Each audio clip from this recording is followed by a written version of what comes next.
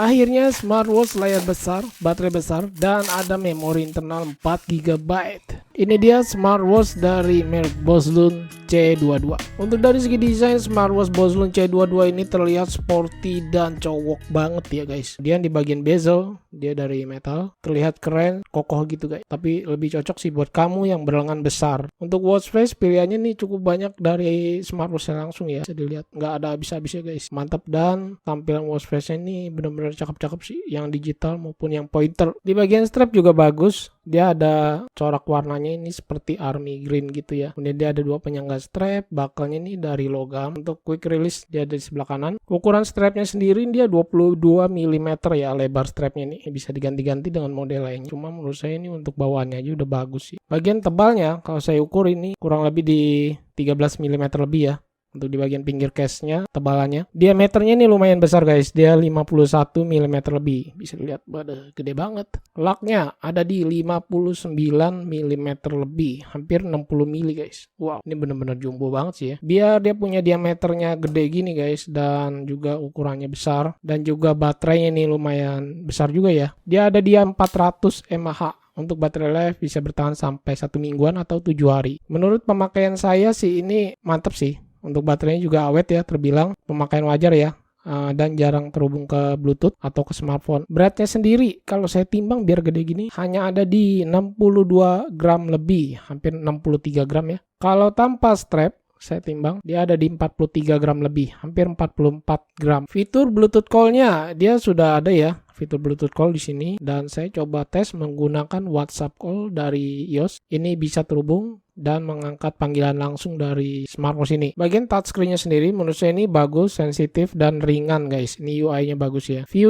UI yang biasa saya sebut dia banyak nih guys, sampai 7 pilihan, dan kita bisa pilih di bagian view mode. View mode di sini ada 7 pilihan ya. Wow, banyak banget. Tetapi yang saya tes untuk mengganti view UI atau view modenya ini nggak bisa double klik dari tombolnya langsung, yang atas maupun yang bawah ini nggak bisa ya. Walaupun dia tidak bisa diubah dari tombol, kita bisa ubah melalui menu shortcutnya. Kita slide ke kiri, dan di sini ada tampilannya nih, tinggal diklik aja, dia bisa berubah-ubah ya tampilannya. Sorry ini agak flicker, soalnya dia punya brightness-nya ini terang banget guys. Ini udah saya setting paling rendah, ini paling rendah ya. Oh, paling rendahnya aja masih flicker guys. Tuh, seperti saya bilang di awal, untuk smartwatch ini menyediakan music player. Di sini kita bisa lihat dan memutar lagu langsung dari smartwatch ini, sudah dilengkapi music player ya. Di sini bagian tengahnya kita bisa pilih untuk ada phone mode, local mode, dan TWS mode. Kayaknya ini bisa terhubung ke TWS ya. Nanti kita coba untuk terhubungkan ke TWS selain AirPods ya. Di bagian pinggir bawah kirinya, ini ada pengaturan volume yang bisa kita perbesar atau perkecil. Kemudian ini saya sudah isi salah satu lagu ya. Dan seperti ini suara speakernya. Ini masih ada volumenya di bagian setengah volume ya. Dan ini saya coba naikkan.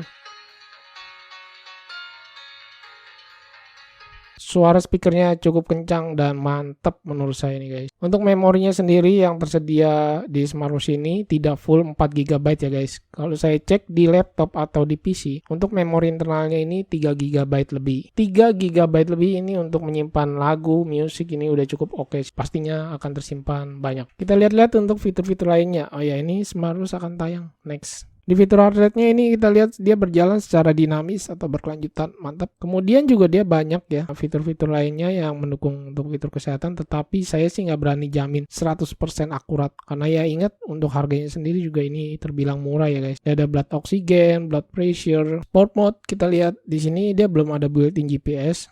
Slide begini dia nggak bisa untuk menampilkan Bluetooth music, jadi hanya fokus di olahraganya saja. Fitur lainnya seperti cuaca, yang penting ini seperti kalkulator ada, ini untuk perekaman suara ya, recording. Nah seperti ini untuk perekaman suaranya, cukup keren. Seperti breathe, ini untuk latihan pernafasan, alarm, stopwatch, timer, remote kamera tersedia di smartwatch ini. Kita lihat di setting display, screen time off, dia bisa sampai 1 menit atau 60 detik. Bisa juga di setting menjadi always atau menyala terus guys. Di bagian brightness ini belum ada mode auto ya, jadi hanya manual aja nih. Dia punya brightness settingnya. Vibration atau getaran ini bisa dipilih tingkatannya ya, levelnya. Untuk bahasa kalau saya cek dia ini banyak bahasa pilihannya ya, tetapi saya tes untuk bahasa Indonesia, saya cek ini pilihannya nggak ada, jadi saya menggunakan bahasa Inggris saja. Nah saya lupa bilangin kalau untuk menghubungkan smartwatch ini ke PC atau ke laptop, kita harus klik mode USB-nya, lalu pilih yang mass storage, pilih untuk penyimpanan. Caranya cukup mudah, tempelkan dia punya kabel data, lalu sambungkan ke PC atau laptop kalian, dan biasanya kalau udah pilih yang mode mass storage itu akan muncul sendiri foldernya ya. Dan jangan lupa ketika memindahkan lagu atau musik, datanya itu simpan di sesuai folder seperti music ya, di folder musik, jangan di luar folder, nanti nggak kebaca guys. Untuk raise to wake kita bisa aktifkan dari menu shortcutnya. Harganya sendiri kalau menurut saya ini harga dia berbeda tempat itu atau berbeda dia punya e-commerce akan berbeda lagi harganya guys. Seperti misalnya di Shopee saya cek ini harganya sekitar 659.000 ya. Sedangkan di Tokped ini harganya bisa 791, hampir 800.000, dan di TikTok ini harganya 599.000, lebih murah daripada yang di Tokped. Dan ingat satu lagi, untuk harga ini sewaktu-waktu bisa berubah ya guys. Aplikasinya dia menggunakan yang namanya CYFit, bisa download di Play Store maupun di App Store. Ini saya menggunakan App Store iOS untuk menghubungkan WhatsApp call ke smartwatch-nya ya. Kita pilih untuk tampilan jam khusus ini untuk custom watch face. Kemudian juga kita bisa lihat untuk watch face tambahan dari aplikasinya,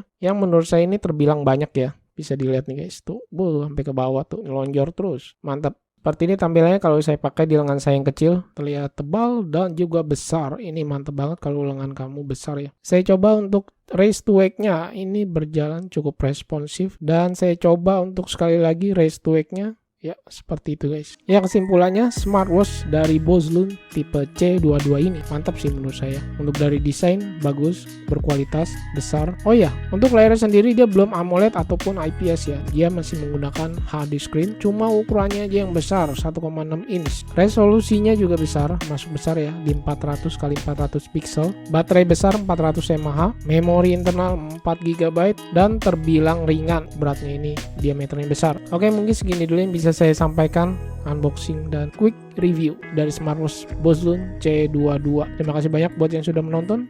Maaf jika ada kekurangan dalam kata-kata. Saya Freddy dan nantikan video saya selanjutnya. Bye.